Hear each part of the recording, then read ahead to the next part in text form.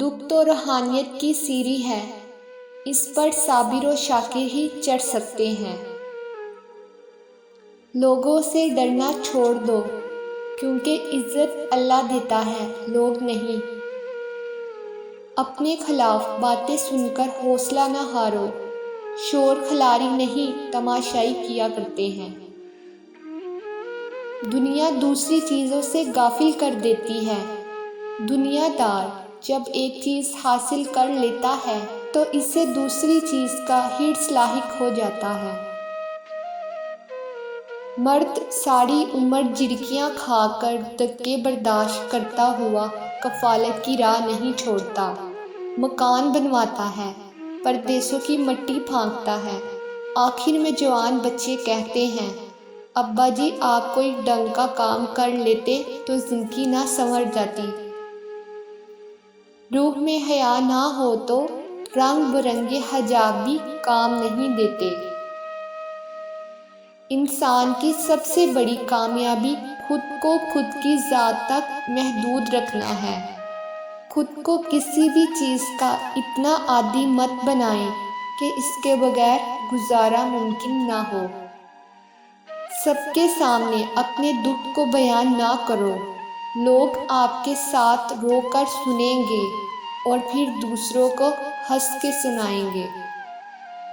مرد اگر چاہتا ہے کہ وہ عورت کے دل سے کبھی نہ اترے تو اسے چاہیے بیوی کی عزت کرے، تنہائی میں بھی اور دنیا کے سامنے بھی۔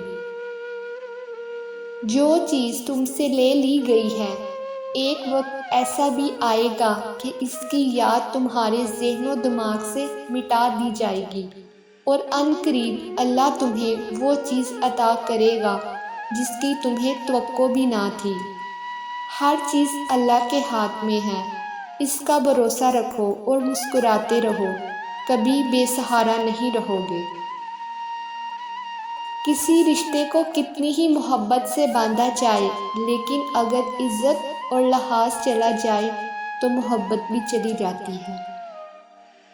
ایک دن تم پیچھے مڑ کر دیکھو گے، جن چیزوں کے لیے تم فکر مند تھے وہ تو بہت چھوٹی تھی اور تم بڑا سمجھتے رہے۔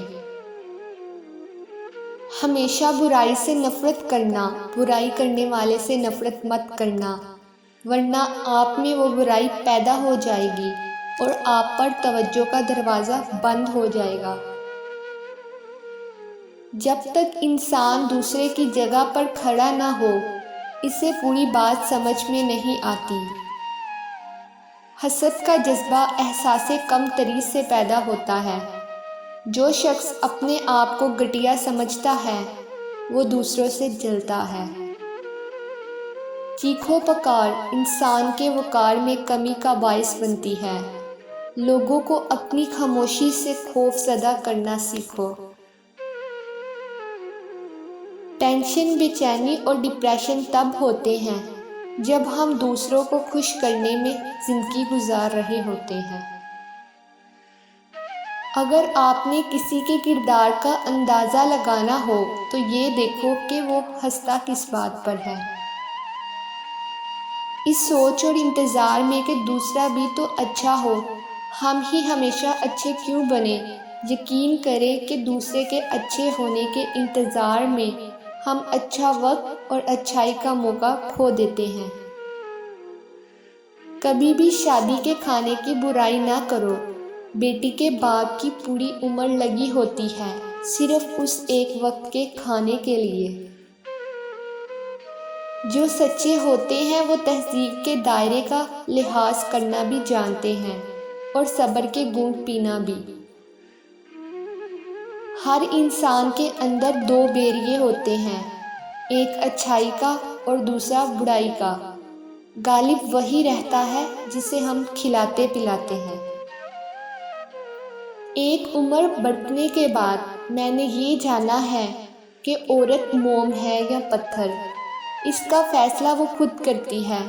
کسی دوسرے شخص کو اسے موم یا پتھر کا خطاب دینے کا حق نہیں ہوتا۔ وہ خود چاہے تو محبوب کے اشاروں کی سمت مڑتی رہتی ہے۔ اور پتھر بننے کا فیصلہ کر لے تو کوئی شخص بھکاری بن کر بھی اس کی ایک نگاہ التفات نہیں پا سکتا۔ عورت اپنی عمر تب غلط بتانے لگتی ہے جب اس کا چہرہ اس کی صحیح عمر بتانے لگے۔ مرد کے دکھ خاموشی کی کوکھ میں جنم لیتے ہیں اور اندر ہی اندر سرایت کرتے جاتے ہیں، جبکہ عورت کے آنسو ہر طرف شور کرتے ہیں۔ مرد اگر روکتا ہے ٹوکتا ہے تو اس کا یہ مطلب نہیں کہ وہ شک کرتا ہے یا اس پر اعتبار نہیں کرتا، بلکہ وہ اسے اپنی عزت سمجھتا ہے اور اس کا خیال خود سے بھی زیادہ رکھتا ہے۔ ایسی عورت دنیا کی سب سے خوش نصیب عورت ہے۔ اکثر اوقات سچ کڑوا نہیں ہوتا، سچ بولنے کا انداز کڑوا ہوتا ہے۔ رشتے احساس سے بنتے ہیں، رنگ نسل اور چال دیکھ کر تو جانور خریدے جاتے ہیں۔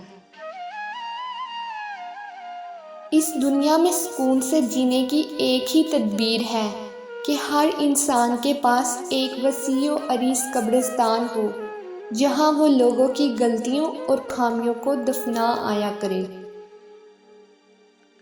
عورت میں ڈٹے رہنے کی بڑی قوت ہوتی ہے۔ اپنی بے عزتی کا جواب اتنی عزت سے دو کہ سامنے والا خود ہی شرمندہ ہو جائے۔